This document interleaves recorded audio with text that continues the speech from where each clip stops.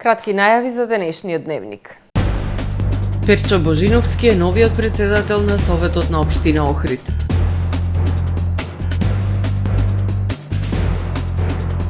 Двајца сопружници од Ресен се лицата кои загинаа на Галичица откако со автомобил излетале од патот.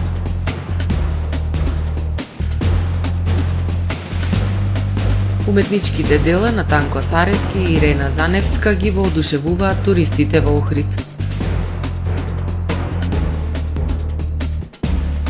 Охриѓанката Анастасија Мојсовска е втор македонски представник на Олимпијадата во Париз.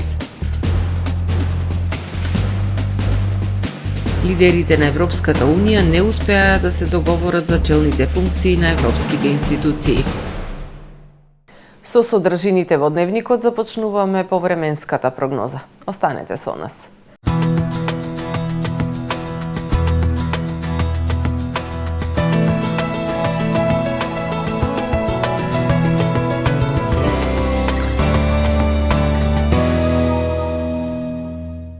Денес во Охрид имавме сончево и многу топло време со максимална дневна температура од 31 степен Целзиусов.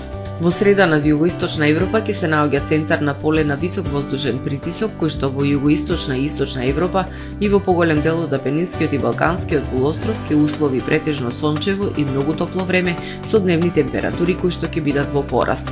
Во останатите предели од Европа умерено облачно и нестабилно време со локални врнежи од дожд и грамотевици. На Балканскиот полуостров утре сончево и многу топло време со температури кои што ќе бидат во пораст и ќе бидат над повеќе годишниот просек за овој период од годината. Максималните дневни температури ќе се движат од 30 до 36 степени. Во Македонија во среда ќе преовладува сончево и многу топло време со дополнителен пораст на температурите. Минималните температури ќе се движат во интервал од 11 до 22 степени, додека пак максималните дневни температури во Македонија утре ќе достигнат од 28 до 39 степени. УВ индексот ќе има вредност 9. Во Охрид во среда ќе превладува сончево и многу топло време со дополнителен пораст на температурите. Утринската температура од 16 степени, додека пак дневната ќе достигне до 32 степени. УВ индексот ќе има вредност 9. Во Охрид во четврток и петок тропски ден ќе превладува сончево и многу топло време. Минималната температура од 16, односно 17 степени, додека пак дневната ќе достигне до 34 степени. УВ индексот ќе има вредност 10. Во сабота претежно сончево време со појава на локална облачност и многу топло време. Утринската температура од 18 степени, додека пак дневната ќе достигне до 34 степени. УВ индексот ќе има вредност 10.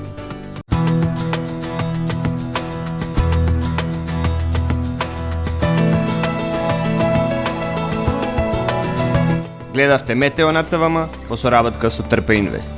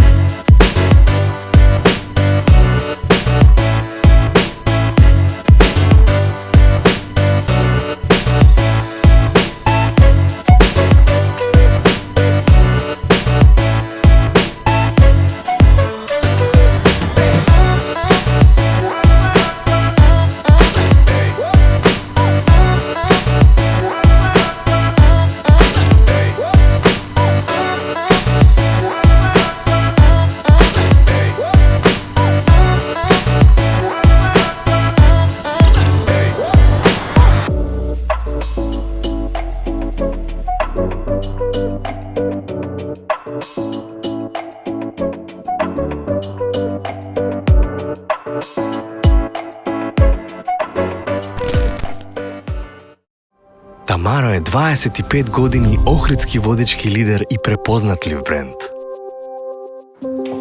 Обуките од менаџерскиот тим се доказ за максимална посветеност кон вработените. Тамаро Холдингот се грижи за организацијата и на време пренесените информации кои отсликуваат тимската работа. Секој успех на вработениот е успех и на компанијата.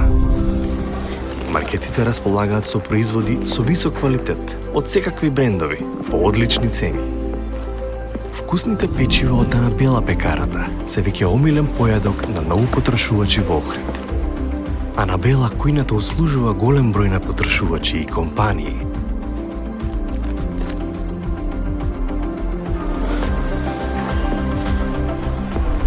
Рибарата е секогаш снабдена со најразлични видови на риба и морски плодови. А месарниците располагаат со свежо месо и месни производи во секое време. Уживајте во својот охридски домаќин. Тамаро, повеќе од маркет. Добре дојдовте во светот на Кармен Бау Центар. Во беспрекорно уреден продажен простор, купувањето во еден Бау Центар никогаш не било попријатно. Со гордост ви го представуваме нашиот шоурум Мараци, со најголем избор на плочки од мараци и санитарија од светски познатите брендови Грое, Колпасан, Идеал Стандард, Рока, Унитас. На располагање ви е нашиот архитект, кој ќе ви помогне во осмислување на вашиот проект. Располагаме со најбогатата палета на ламинат во државава. Одберете од 100 различни дизајни на Swiss Chrono. Покрај стандардниот избор на фасадните системи Knauf и Бекамент, ви нудиме богат избор на професионален алат на реномираните производители Bosch и DeWalt. Кармен Бау Центар на улица Железничка.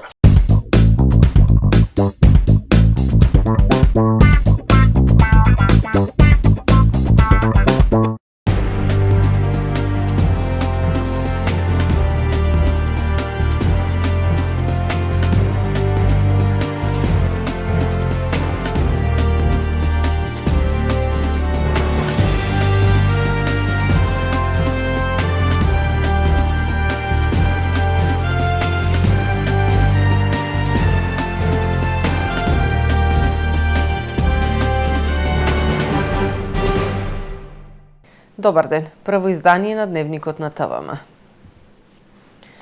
Перчо Божиновски е нов председател на Советот на Општина Охрид. На денешната седница на Совет беше верификуван мандатот на новиот советник во советничката група на ВМРО ДПМН Александар Здравевски. Советот го констатира и престанокот на мандатот во Советот на досегашниот председател Сашо Донев, кој стана пратеник во Собранието на Македонија. Перчо Божиновски, советник од редовите на ВМРО ДПМН, е избран за нов председател на Совет на Општина Охрид. За единствениот кандидат за нов председавач со градскиот совет на предлог од советничката група на ВМРО ДПМН за гласаа 17 советници на денешната 42 седница. Божиновски доаѓа на местото на Сашо Донев, кој стана пратеник во новиот парламентарен состав. Огромна е честано и признанието, како и одговорноста која денес ми е дадена од советниците во Советот на Општина Охрид и поддршката која е доверена за мене како председател на Советот, изјави Божиновски. Како председател на Советот очекува конструктивна работа и добра соработка во носењето на одлуките во интерес на граѓаните. Обврска која што пред сега гледам водена од принципите на работа, законитост, честност, праведност и носење на сите оние одлуки кои што се во интерес на охриѓани и кои што се за подобрување на животот на самите граѓани во градот. Носење на оние одлуки кои што ќе се водат според законот за локална самоуправа, останатите други закони, почитувајќи го уставниот поредок на Република Македонија, но и водејќи се од интересите кои што ги имавме како и пред се избрани советници, добивајќи го 4-годишниот мандат и на оние проекти и барања и ветувања кои што ги имавме пред охриѓани, до крајот на овој мандат да ги завршиме, а со тоа да го исполниме ветувањето кое што сме го дале пред изборите. Функцијата председател на Совет Божиновски ќе ја извршува до редовниот термин за следните локални избори во октомври 2025 година.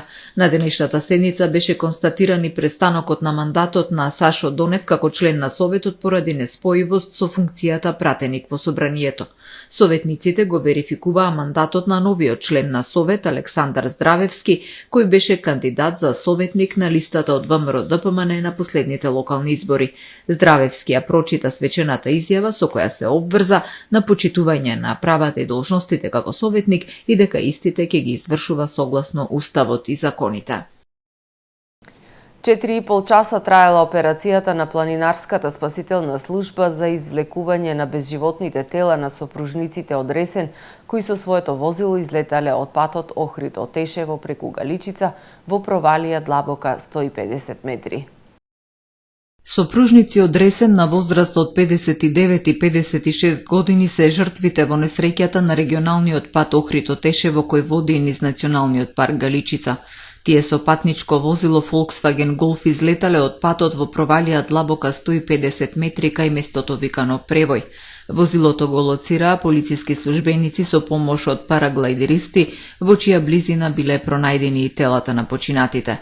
Ден предходно на 16 јуни во 22 часот, нивниот син пријавил во полиција дека се оддалечиле од домот со возилото. По наредба на јавен обвинител, телата на починатите се дадени на обдукција. Извршене увити и допрва ќе се утврдуваат причините за несреќата. Излекувањето на жртвите од непристапен терен кај местото викано Превој траело 4,5 часа.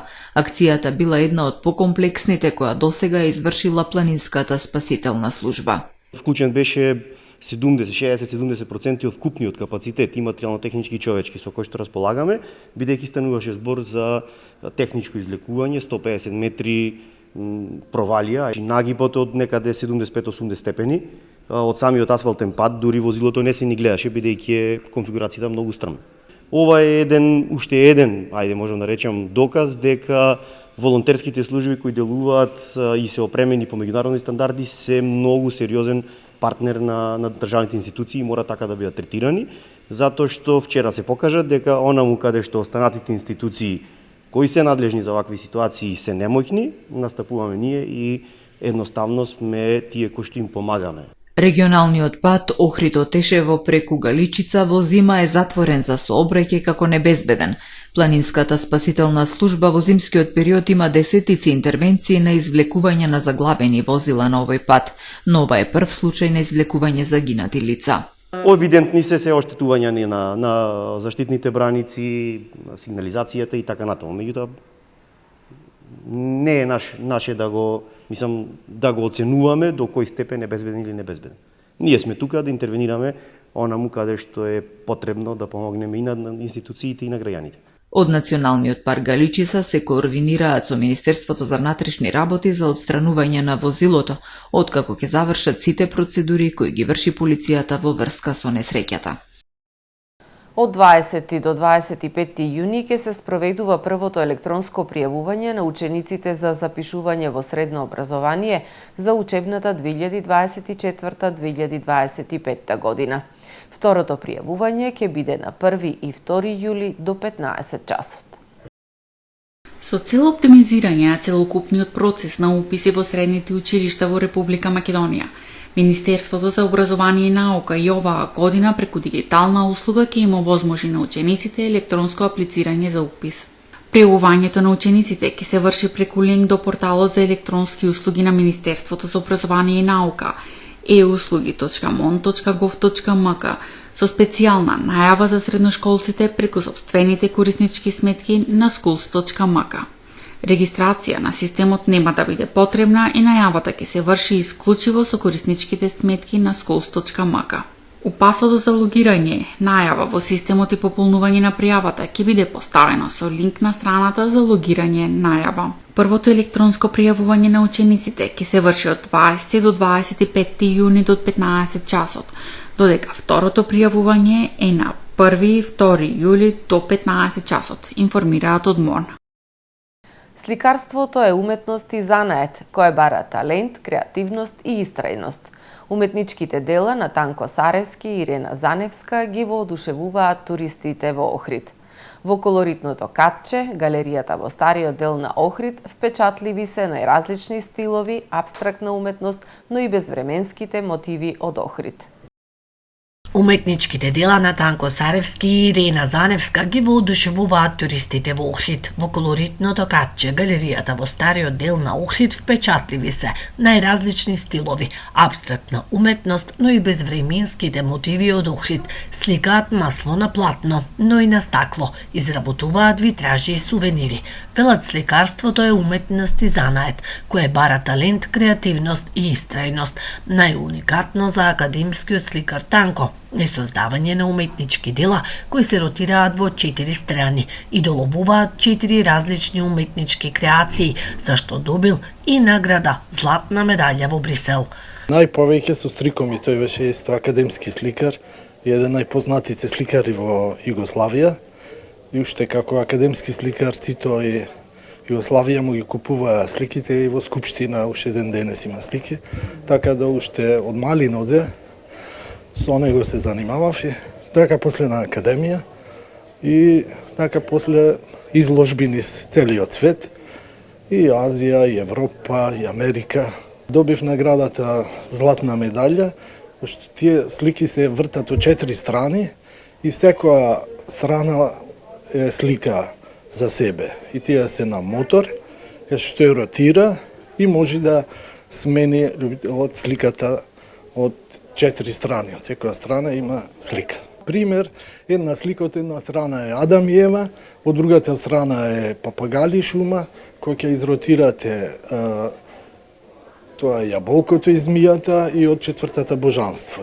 29 години Танко и Ирена заедно отворат и создаваат дела со најразлични техники и тематики во Охрид, надополнувајќи се еден со друг, работејќи го на што најдобро го знаат, а тоа е сликањето. На витражите е отсликан Охрид низ вековите, старите градски куќи, црквите, спомениците кои биле сочувани на стари фотографии. Најмногу што сакам да работам е витраж, односно дизајнирање на стакло со витражна боја и доста успешно тоа го правиме, така да изработката веќе трае 25 години, па заедно со него околу 30 и нешто години. Творештвото ни е прекрасно, многу не обожаваат и ние многу сме срекни. Кој ќе го поглед на тоа, фактички едноставно се пренесува дека тие си се дома. Така да обично луѓето што доаѓаат тука се луѓето што си живееле, заминале, но кога ќе си го погледна тоа, тие пак чувството си го враќаат назад. Така да срекни сме зашто можеме тоа да им го возможиме со Танко. Танко и Ирена се амбасадори и промотори на туристички Охрид. Нивните дела го имаат обиколено светот. Патувале низ речиси сите континенти каде имале изложби. Уметничките творби денес се продаваат во голем број галерии низ светот. Македонија доби уште еден учесник на летните Олимписки игри во Париз. Тоа е охриѓанката Анастасија Мојсовска од спортско стрелаштво, која ќе настапи во дисциплината 10 метри воздушна пушка жени 60 стрели. Според програмата на Олимписките игри, надпреварот ќе биде на 28 јули 2024 година. Охриѓанката Анастасија Мојсовска од спортско стрелаштво е вториот потврден учесник од Република Македонија на летните Олимписки игри, кои ќе се одржат од 26 јули до 11 август во Париз.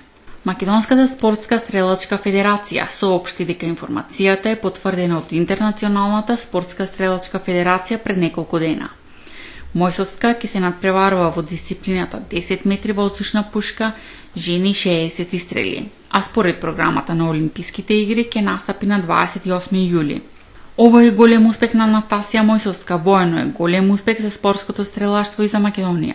Незините почетоци се во стрелачкиот клуб Охрид, а сега е член во стрелачкиот клуб Стрелец од Скопје. Тренажниот процес го реализира со незиниот клубски тренер Јордан Тасевски, со кој макотрпно заедно тренираат во изминатите години. Анастасија Мојсовска е млада спортистка на 22 годишна возраст, но е докажана како стрелец, кој покрај тоа што била повеќе кратен државен првак и рекордер на Македонија, има остварено високи резултати и на меѓународните надпревари. Тоа го докаже и на последниот светски куп во Минхен 2024, каде постави нов државен рекорд и висок светски резултат кој е конкурентен за влез во финале на престојните Олимписки игри во Париз. Акција на јавното предпријатие Охридски комуналец за подигнување кабаст отпад од урбана заедница Видобишта во четврток 20 јуни. Граѓаните кои живеат во споменатите делови од градот, доколку имаат ваков отпад, треба уредно да го депонираат најдоцна до 7 часот на 20 јуни и претходно локацијата да ја пријават на дежурниот телефон 075 495 428. Кабастиот отпад треба да е уредно оставен до контейнерите или други пристапни места предвидени за подигнување комунален отпад, потенцираат од Охридски комуналец. Во продолжение да ги погледнеме и вестите од светот. Лидерите на Европската Унија на синоќешниот состанок не успеа да се договорат за челните функции на европските институции. Председателот на Европскиот совет во заминување Шарл Мишел го потврди недостигот на договор. Наша должност е до крајот на јуни да ги договориме кандидатите за врвни позиции во Европската Унија и стратешката агенда, но вечерва нема договор, рече Мишел.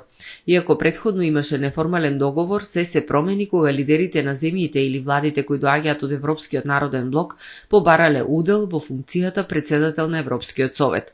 Оваа функција се избира за период од 2,5 години, а мандатот може да се обнови само еднаш. Европската народна партија побарала мандатот на председателот на Европскиот совет да се подели на 2 дела од по 2,5 години, при што Народната партија да добие еден од мандатите. Лидерите на Европската Унија не успеа да ја поддржат ни Урсула фон дер Лајен за уште еден мандат како председател на Европската комисија. Најмалку 11 лица загинале, а повеќе од 60 се водат за исчезнати во 2 бродоломи кои се случиле вчера на јужниот дел на Италија. Германската хуманитарна организација Rescue Ship извести дека спасила 51 лице од потонатиот дрвен брод и пронашла 10 тела заробени во долниот дел од палубата во близина на островот Лампедуза. Во вториот инцидент, повеќе од 60 лица се водат како исчезнати, од кои 26 се стравува дека се деца, соопштиле лекари без граници. Бродовите превезувале мигранти кои тргнале од Либија и Турција, соопштиле агенциите на Обединетите нации. Вториот бродолом се случил на околу 200 километри од брегот на Калабрија во јужна Италија, пренесуваат италијанските новински агенции. Преживеаните кажале дека прво слушнале експлозија, а потоа бродот потонал. Најмалку 9 лица загинале поради лизгање на земјиштето предизвикано од поплавите на југот на Кина. Обилните дождови паѓаат од неделата кога за 24 часа наврнале повеќе од 300 милиметри дожд. Дождот предизвикал прекид на електричната енергија во провинцијата Фуџијан, а срушени биле најмалку 378 куки, соопштиле властите. Во јужната провинција која се граничи со Хонг Конг, 15 лица се водат за исчезнати во одроните предизвикани од големите поплави. Од друга страна, северот на Кина се соочува со суша. Надпросечни температури се измерени во многу градови, вклучувајќи го и Пекинг. Илјадници луѓе повторно протестираа во Ерусалим, повикувајќи на итни избори и крај на војната во Газа. Израелската полиција соопшти дека 9 луѓе се приведени. Многу израелци го обвинуваат премиерот Бенјамин Нетањаху дека политичките интереси ги става пред се друго и дека владата е изгубила контролата над 8-месечната војна во Газа. Тие бараат премиерот да постигне договор за прекин на огнот и ослободување на заложниците. Нетањаху вчера го распушти воениот кабинет од 3 лица кој беше задолжен за да го води конфликтот. Синот на израелскиот премиер ја обвини израелската војска и службата за безбедност за предавство при спротивставувањето на нападот на Хамас во појасот Газа на 7 октомври минатата година. Почитувани гледачи, тука е крајот на првото издание на Дневникот на ТВМ. Ви благодарам што не следевте. Пријатно.